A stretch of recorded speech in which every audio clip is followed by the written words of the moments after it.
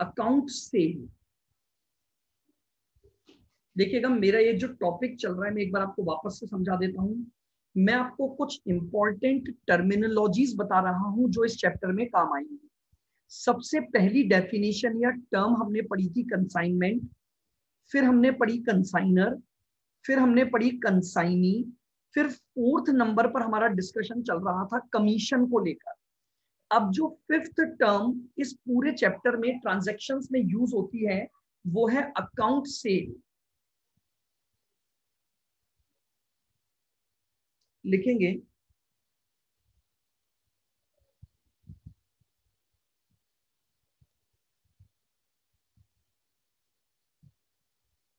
This is a statement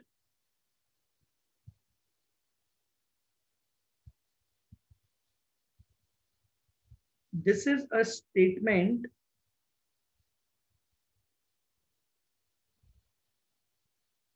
sent by consignee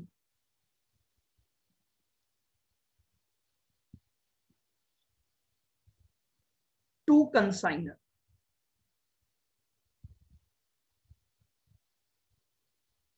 to consigner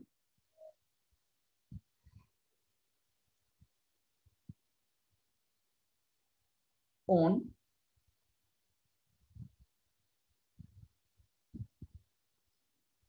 periodic basis, time to time पर consignee जो है वो consigner को एक स्टेटमेंट बनाकर भेजता है।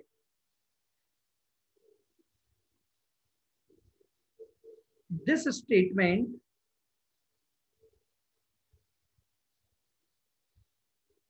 include following details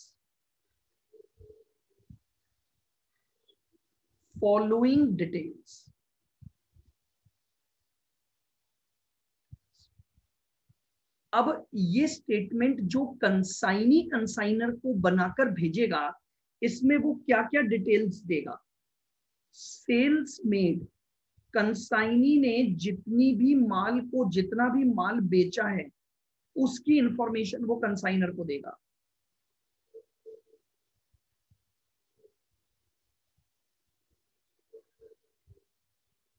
expenses incurred on behalf of consigner,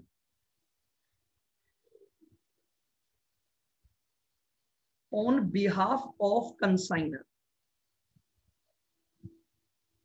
मुझे एक बात बताओ, इस गुड्स का ओनर कंसाइनर होता है तो खर्चे भी कंसाइनर को ही करने चाहिए, लेकिन कई बार ऐसा होता है कि कुछ खर्चे पहले कंसाइनी कर देता है और बाद में वो उनको किससे वापस ले लेता है, कंसाइनर से ले लेता है।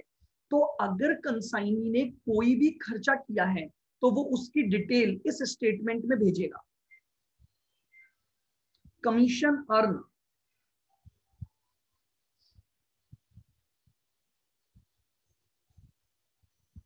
वो ये बताएगा कि भैया मेरा कितना कमीशन बन गया।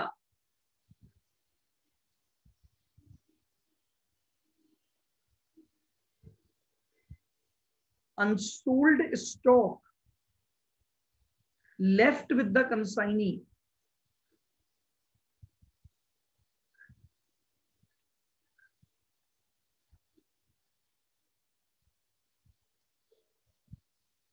कंसाइनी के पास बिना बिका हुआ माल कितना पड़ा है उसकी जानकारी देगा।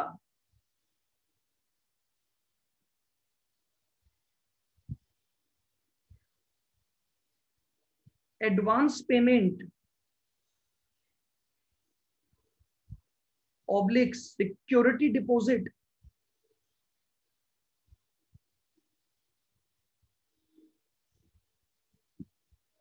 Oblique security deposit with consignor,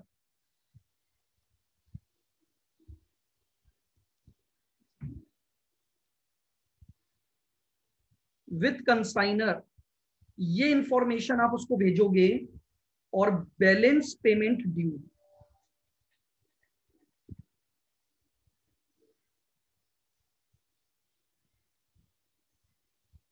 balance payment due, ये सारी इंफॉर्मेशन एक स्टेटमेंट बनाकर किसको दे दी जाती है, कंसाइनर को भेजी जाती हैं, और इस स्टेटमेंट को हम क्या बोलते हैं, अकाउंट सेल बोलते हैं।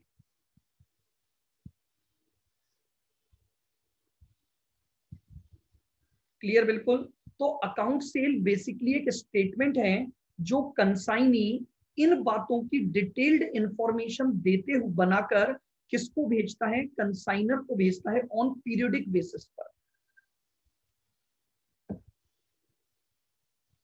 Next F point,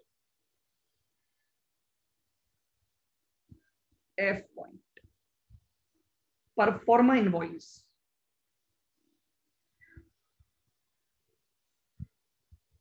proforma invoice, आइए तो बहुत ध्यान से सुनना, ये लास्ट टर्म है हमारी, परफॉर्मा इनवॉइस। अच्छा मुझे एक बात बताओ, इनवॉइस जानते हो आप क्या होता है? What is invoice? What is invoice?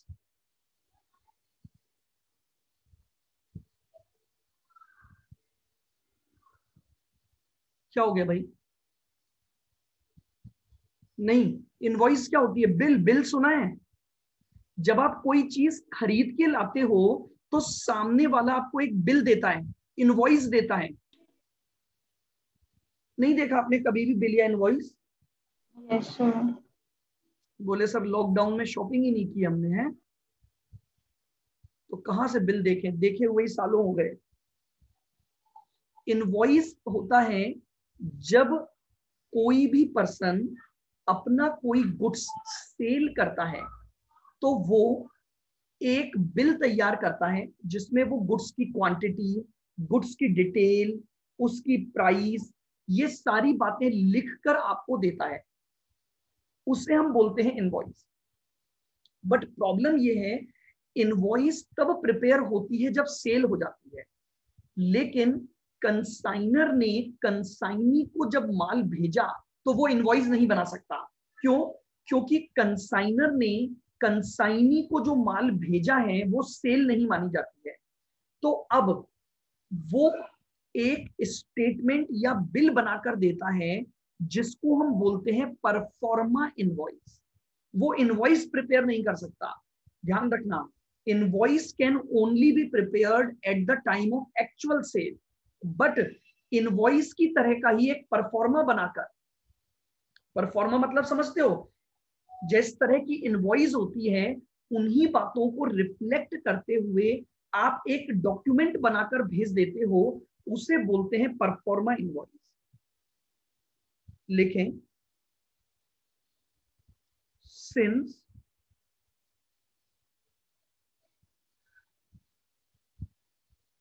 goods sent on consignment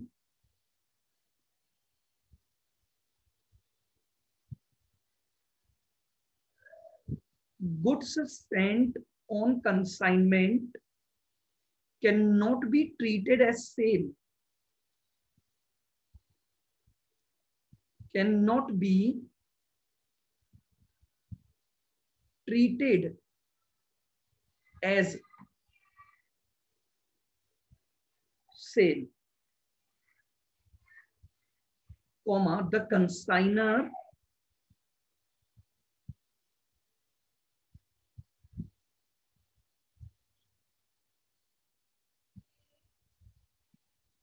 does not prepare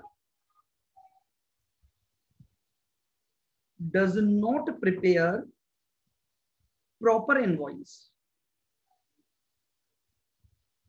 proper invoice prepare नहीं हो सकती है क्योंकि इनवॉइस एक्चुअल सेल के टाइम पर प्रिपेयर होती है।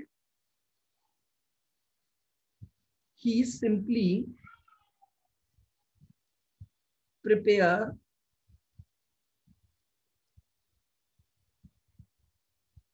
अ proforma invoice,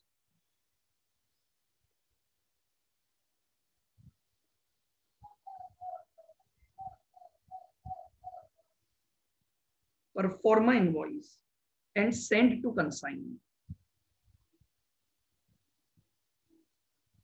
and send it to consignee.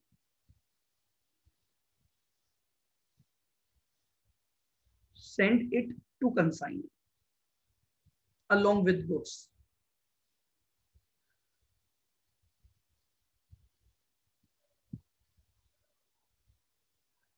ये लीजिए, यानी परफॉर्मा इनवॉइस एक तरह की इनवॉइस है, बट इसको हम इनवॉइस ना बोलकर एक डॉक्यूमेंट बोलते हैं। जब वो गुड्स डिस्पैच करता है तो उसी के साथ उसकी डिटेल दे देता है, जिसको हम बोलते हैं परफॉर्मा इनवॉइस। ठीक है,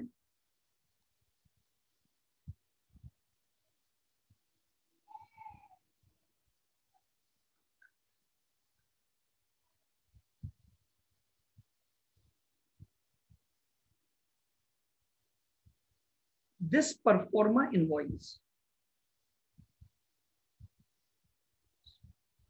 is prepared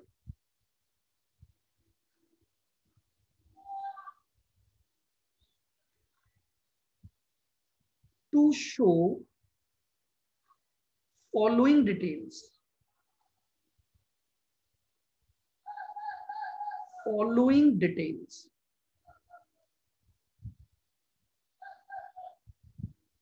ये परफॉर्मा इनवॉइस क्या क्या शो करती है? क्वांटिटी ऑफ गुड्स, कितनी क्वांटिटी ऑफ गुड्स को भेजा गया है। प्राइस ऑफ गुड्स, उस गुड्स की प्राइस क्या है। मोड ऑफ ट्रांसपोर्टेशन,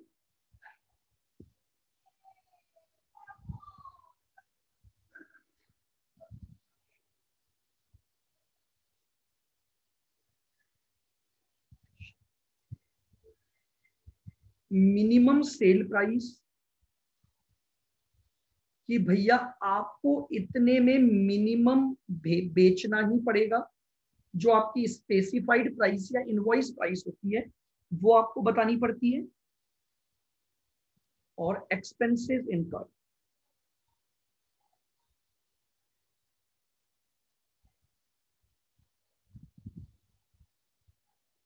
लीजिए ये आपका है परफॉर्मा इनवॉइस। बताइए क्या दोनों डेफिनेशन क्लियर है? अकाउंट सेल क्या होता है और परफॉर्मा इनवॉइस क्या होता है?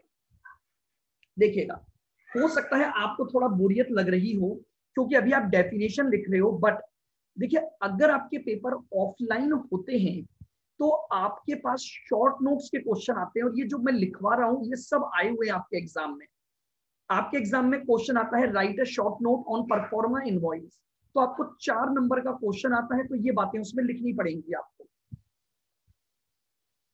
तो इसलिए मैं आपको इन चीजों को समझा रहा हूं और डिटेल में लिखवा रहा हूं।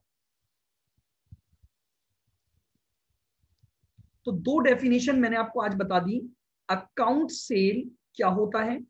एक ऐसा स्टेटमेंट जो कंसाइनी प्रिपेयर करके कंसाइनर को भेजता है ऑन पीरियोडिक बेसिस, जिसमें इन सारी बातों को इंक्लूड किया जाता है। और दूसरा होता है परफॉर्मा इनवॉइस, जो कंसाइनर कंसाइनी को सेंड करता है। आइए अब एक और क्वेश्चन थ्योरी का आपके एग्जाम में बार बार आता है, वो है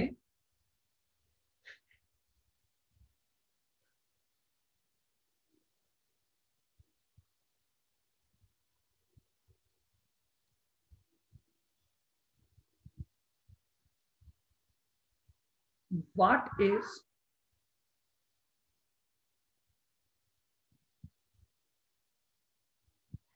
operating cycle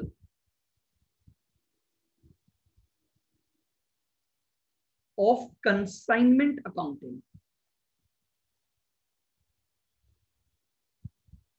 Of consignment accounting.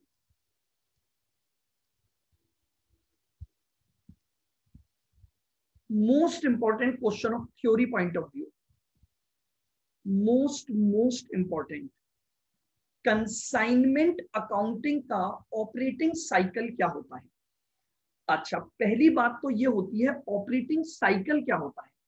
Consignment का ऑपरेटिंग साइकिल तो बाद में, लेकिन ऑपरेटिंग साइकिल क्या होता है? क्या किसी ने आज तक इस टर्म को सुना है, ऑपरेटिंग साइकिल टर्म?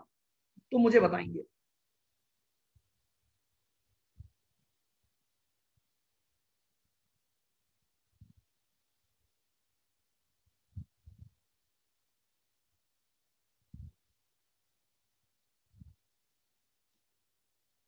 नहीं सुना किसी ने भी?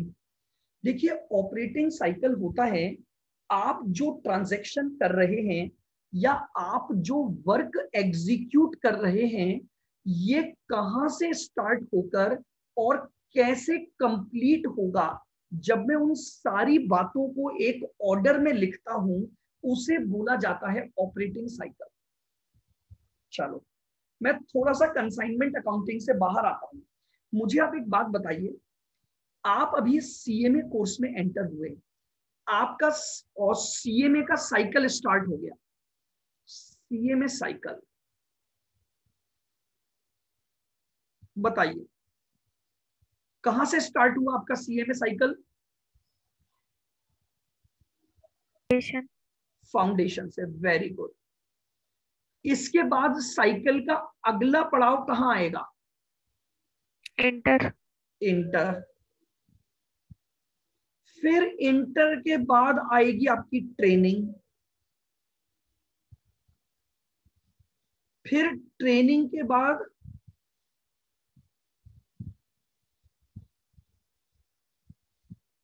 फाइनल। फाइनल के बाद यू बिकम सीएमए। क्या आपका साइकिल कंप्लीट हो गया? Yes sir. तो मेरी बात समझ रहे हैं? साइकिल का मतलब होता है how to start the transaction and how to finish it. उस ट्रांजैक्शन को हम क्या बोलते हैं? उसका ऑपरेटिंग साइकिल बोलते हैं। तो आपके थ्योरी में ये क्वेश्चन बनता है कि कंसाइनमेंट अकाउंटिंग के ऑपरेटिंग साइकिल को बताइए। अब आप चाहे चार्ट फॉर्म में बताओ, चाहे आप उसको स्टेप बाय स्टेप फॉर्म में लिखो। देखिएगा, मैं आपको समझाता हूं। गुड्स सेंट टू कंसाइनी,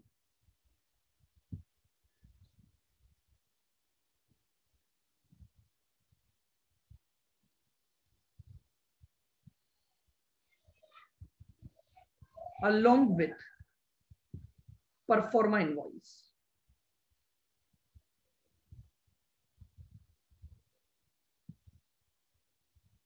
बताइए, क्या आपको लगता है सबसे पहले ये काम होता होगा? Yes sir. Yes sir. आपको अगर कंसाइनमेंट ट्रांजैक्शन करना है तो पहला काम आपका ये हो गया। मुझे एक बात बताओ, एक बहुत सिंपल सी बात।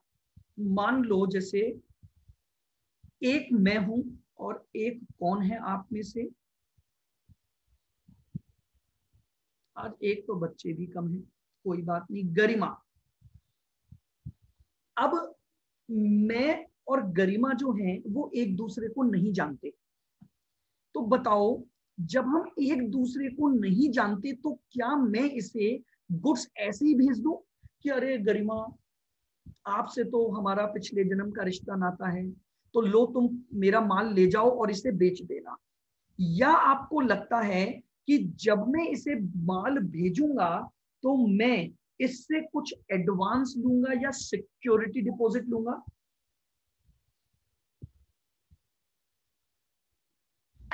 Yes sir. बोलो। एक जना बोलता है, बताओ इतने हैं। गरिमा आप ही बोल दो, बताओ गरिमा, आपसे कुछ एडवांस मनी लूंगा या नहीं लूंगा? Yes sir. आप समझ रहे हो? सिक्योरिटी डिपॉजिट, क्या पता ये भग जाए तो फिर मेरा तो माल भी गया, पैसे भी गए। तो मेरे साइकिल का दूसरा काम होता है consignee must pay.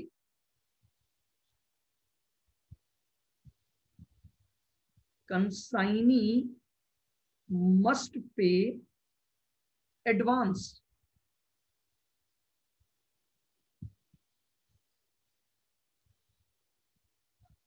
Oblique security deposit. ये होगा ही होगा, ऐसा नहीं होगा तो हम काम ही नहीं करेंगे। क्योंकि देखो मैं एक बहुत सीधी सी बात जानता हूं, या तो बहुत असीम प्रेम हो बीच में, तब तो ठीक है दे दिया कि गरिमा चली भी गई माल लेकर तो कोई बात नहीं। अदरवाइज जब आप माल कंसाइनी को दोगे तो 100% वो आपको कुछ एडवांस मनी देगा या सिक्योरिटी डिपॉजिट देगा। तो ये पहला काम हो गया आपका। अब आइए सेकंड। अब कंसाइनी के पास माल पहुंच गया है, बताओ कंसाइनी ने अगर कोई भी खर्चे किए हैं तो क्या वो उनको रिकॉर्ड करेगा ताकि वो कंसाइनर को बाद में बता सके? Yes sir. Yes sir. और कंसाइनी अगर माल को बेचेगा तो क्या रिकॉर्ड मेंटेन करेगा कि भैया कितना कैश बेचा, कितना क्रेडिट बेचा? Yes sir. Yes sir. तो तीसरा और चौथा काम ये होगा इस ट्रांजैक्शन का।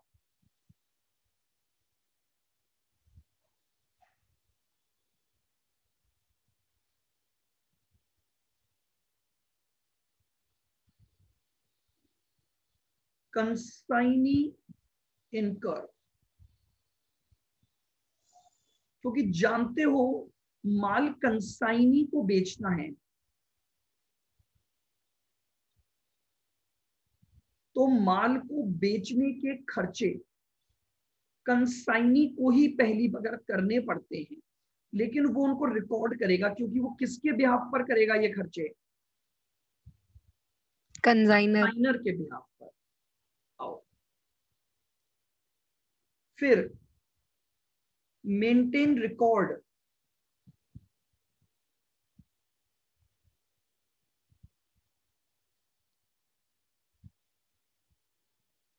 For sale. सेल का पूरा रिकॉर्ड मेंटेन करेगा, कितना कैश बेचा, कितना क्रेडिट बेचा, किस प्राइस पर बेचा।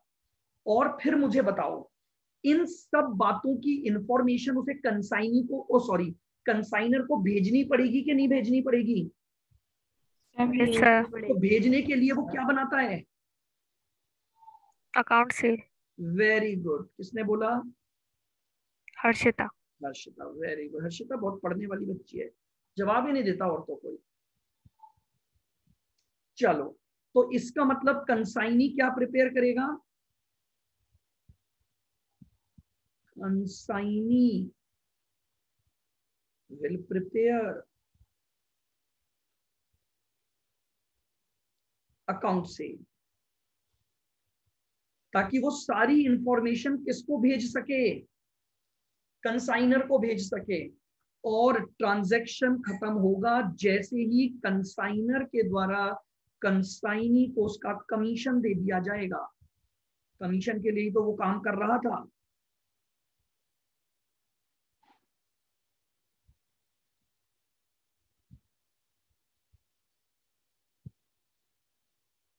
कंसाइनर पेज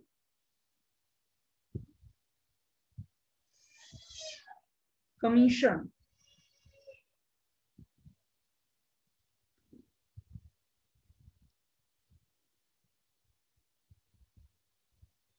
ये लीजिए आपका ऑपरेटिंग साइकिल पूरा हो गया। तो कंसाइनमेंट का ऑपरेटिंग साइकिल जो होता है वो इस तरह से चलता है। याद करते चलो ये थ्योरी में, इसीलिए डिस्कस कर रहा हूं ताकि लर्न हो जाए। बताओ जल्दी से, पहला काम कंसाइनी को माल भेजना और परफॉर्मा इनवॉइस भेजना।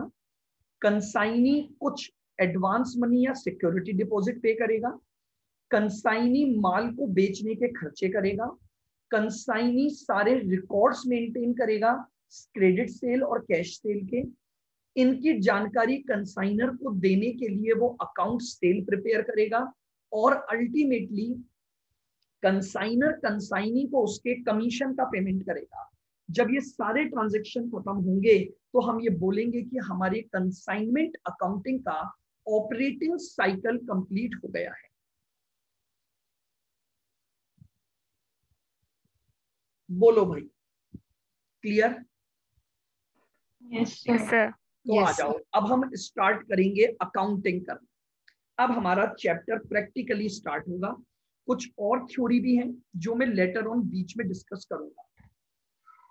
अब सभी जने हेडिंग डालेंगे अकाउंटिंग फॉर कंसाइनमेंट ट्रांजैक्शन। अच्छा जी, यहाँ रुक के मुझे एक बार बताएंगे, सबको समझ आ रही है सारी बातें? Yes sir. तो एक ही ने बोला यस सर, तो हर्षिता ने बोला कि किसने बोला? Yes sir. 2, yes sir. 3, 4, Yes, sir. 5। अरे अभी तो 9 जने और हैं। Yes, sir. हाँ 6। Yes sir. हाँ अब आई ना, ऐसे बोला करो, बात किया करो आप। अकाउंटिंग फॉर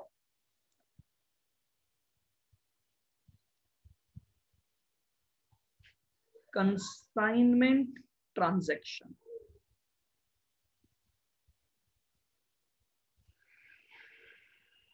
एक तो ऑनलाइन की ही विडंबना है, ऑफलाइन होता तो कम से कम हमारे बीच इंटरेक्शन होता प्रॉपर। कोई बात नहीं, हटेगा कोरोना। बताइए मुझे, कंसाइनमेंट ट्रांजैक्शन में कौन कौन सी दो पार्टीज हैं?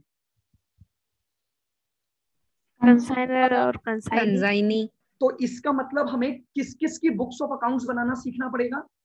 कंसाइनर की बुक्स ऑफ अकाउंट्स और कंसाइनी की बुक्स ऑफ अकाउंट्स। तो यानी कंसाइनमेंट ट्रांजैक्शन की अकाउंटिंग को हम दो पार्ट में पढ़ने वाले हैं। सबसे पहले हम पढ़ेंगे books of consigner, books of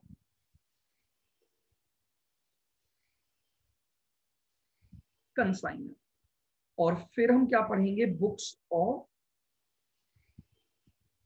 consignee.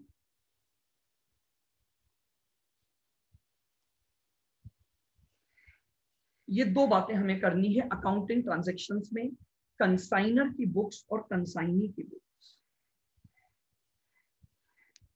आइए,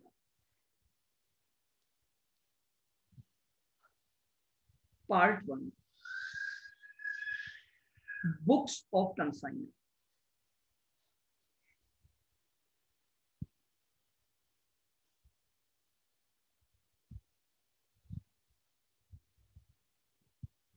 books of consignor.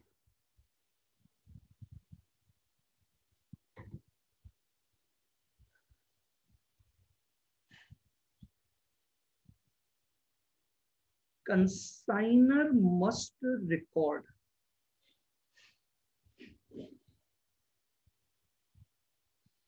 all transactions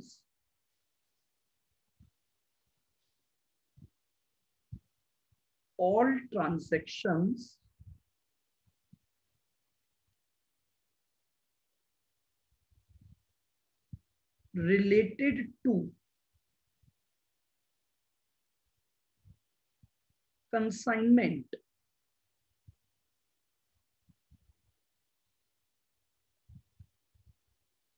in such a way.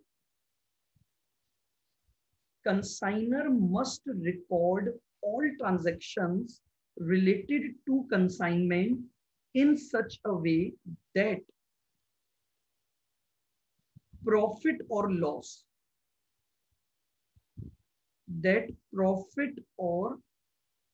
loss can be ascertained.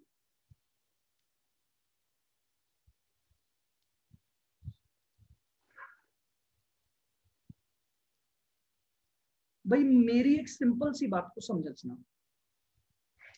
मैंने ये ट्रांजैक्शन किया कि भैया किसी को माल दिया कि तुम मेरे बिहाफ पर आगे बेच, तो अल्टीमेटली मेरा इस ट्रांजैक्शन को करने का ऑब्जेक्ट क्या था कि मैं अपने प्रॉफिट और लॉस को बढ़ा सकूं, ताकि मेरा बिजनेस एक से ज्यादा एरिया में डेवलप हो।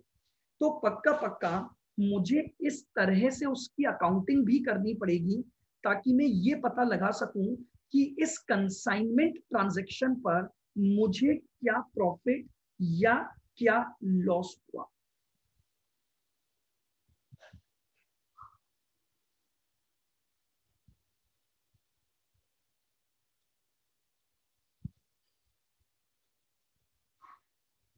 Following accounts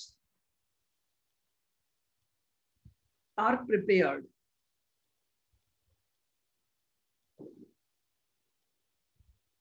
following accounts are prepared in the books of consignor.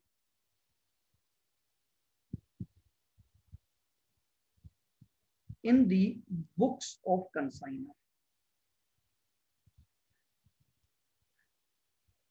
Consigner की बुक्स में 3 अकाउंट बनाए जाते हैं। सबसे पहले बनता है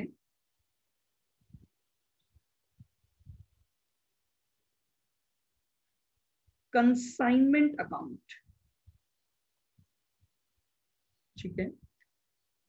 ये अकाउंट इसलिए बनाया जाता है ताकि इस पूरे ट्रांजैक्शन से होने वाले प्रॉफिट या लॉस को आप पता लगा सको।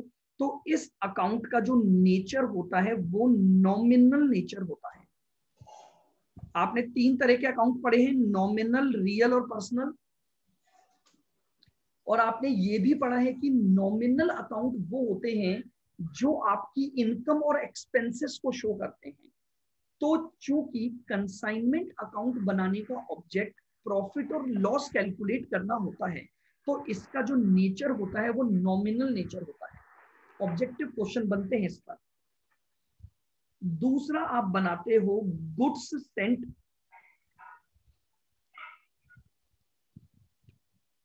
On consignment account.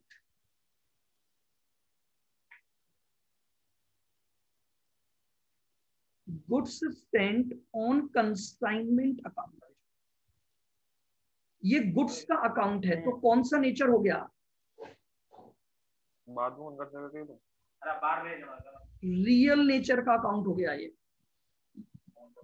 इस अकाउंट में हम उस गुड्स को शो करते हैं जो हमने कंसाइनमेंट बेसिस पर भेजा, इसलिए ये अकाउंट का नेचर जो होगा वो होगा रियल नेचर। और तीसरा अकाउंट बनाएंगे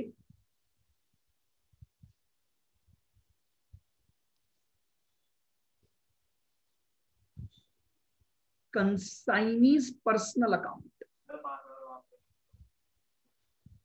भाई कंसाइनी का अकाउंट भी तो बनाओगे कि भैया उससे क्या लेना है, उसको क्या देना है। तो नाम से ही पता लग रहा है ये अकाउंट कौन सा हो गया, पर्सनल नेचर।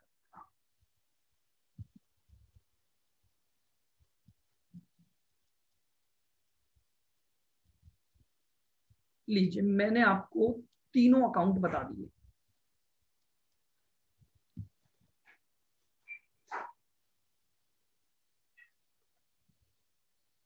बताइए, क्लियर है बिल्कुल? Yes, sir. Yes, sir. कौन कौन से अकाउंट बनेंगे? पहला बनेगा कंसाइनमेंट अकाउंट, नॉमिनल नेचर का अकाउंट है। Goods sent to consignment account, real nature का अकाउंट है। और तीसरा है कंसाइनीज पर्सनल अकाउंट, जो कि आपका पर्सनल नेचर का अकाउंट है।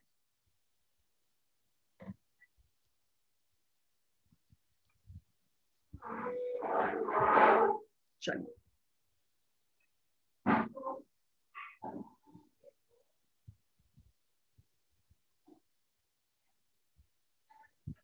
अकाउंट है।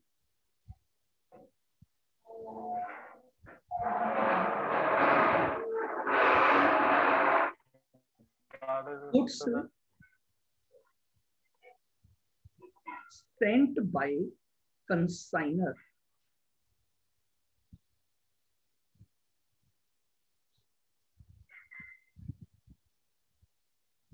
can be at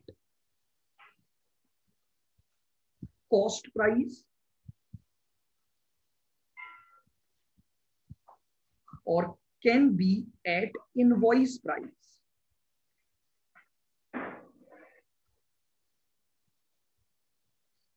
invoice price का मतलब होता है कॉस्ट प्लस प्रॉफिट। देखिएगा, कंसाइनर के द्वारा जो माल कंसाइनी को भेजा गया है वो 2 तरीके से अकाउंट फॉर किया जाता है। अगर आपने केवल कॉस्ट प्राइस पर ही माल भेज दिया सामने वाले को, तो इसे हम बोलते हैं कॉस्ट प्राइस अकाउंटिंग। और अगर कंसाइनर माल भेजते समय कंसाइनी को ये बता दे कि भैया तुम्हें इस माल को इतना % प्रॉफिट जोड़कर ही बेचना है, तो इसे हम बोलते हैं इनवॉइस प्राइस। यानी जब हम गुड्स को भेजते समय उसमें कुछ प्रॉफिट एलिमेंट ऐड कर देते हैं तो उस अकाउंटिंग को इनवॉइस प्राइस अकाउंटिंग बोला जाता है। तो हम दो तरह से अकाउंटिंग पढ़ रहे हैं कंसाइनर की बुक्स में, कॉस्ट प्राइस अकाउंटिंग और इनवॉइस प्राइस। चलो अब मुझे बताओ सिंपली, देखो एंट्रियां आपको सबको आती है, मैं बहुत सिंपल से आपसे बात करता हूं। पहला transaction,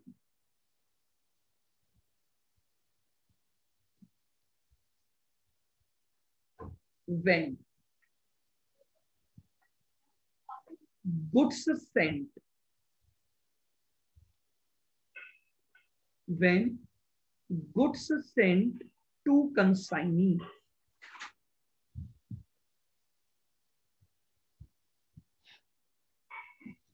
when goods sent to consignee, पहला ट्रांजैक्शन स्टार्ट होगा जब आप कंसाइनी को माल भेजोगे। तो एंट्री क्या हो जाएगी, ध्यान से सुनना,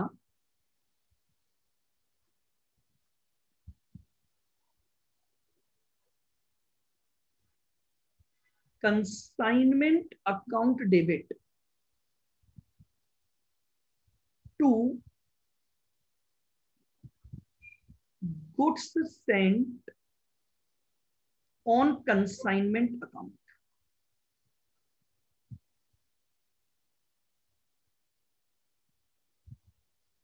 स्पेसिफिक नेचर की अकाउंटिंग है क्योंकि स्पेशल ट्रांजैक्शन है तो एंट्रियां थोड़ी बहुत स्पेसिफिक बनेंगी। तो देखिएगा, आपने जैसे ही गुड्स को कंसाइनी को भेजा, आपका कंसाइनमेंट ट्रांजैक्शन स्टार्ट हो गया, तो आपने इमीडिएटली उस ट्रांजैक्शन की एंट्री कर दी consignment account debit to goods sent on consignment account.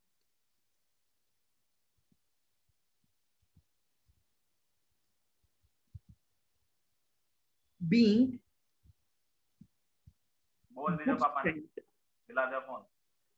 On consignment.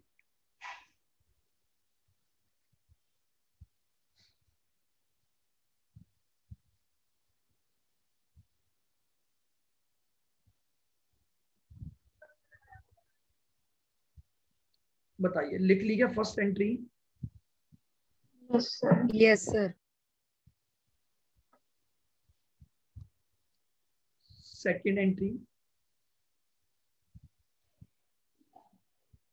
expenses incurred by consignor।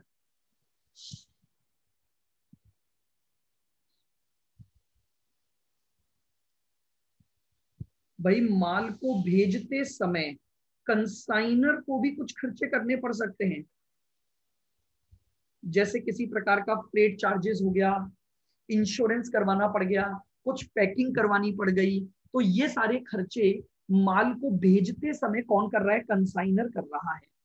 तो कंसाइनर कर रहा है तो एंट्री हो जाएगी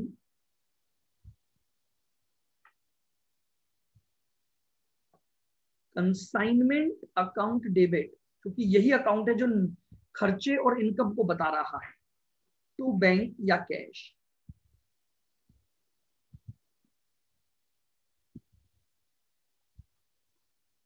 लीजिए, जो कंसाइनर ने खर्चे किए उसकी एंट्री हो गई consignment account debit to bank या टू कैश।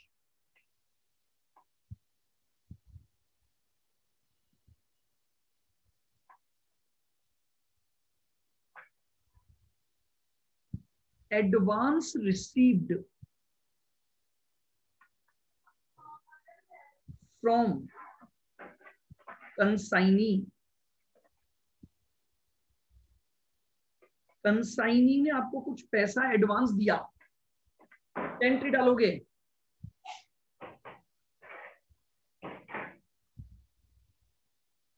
आपके पास पैसा आया bank oblique cash account debit, और किससे आया,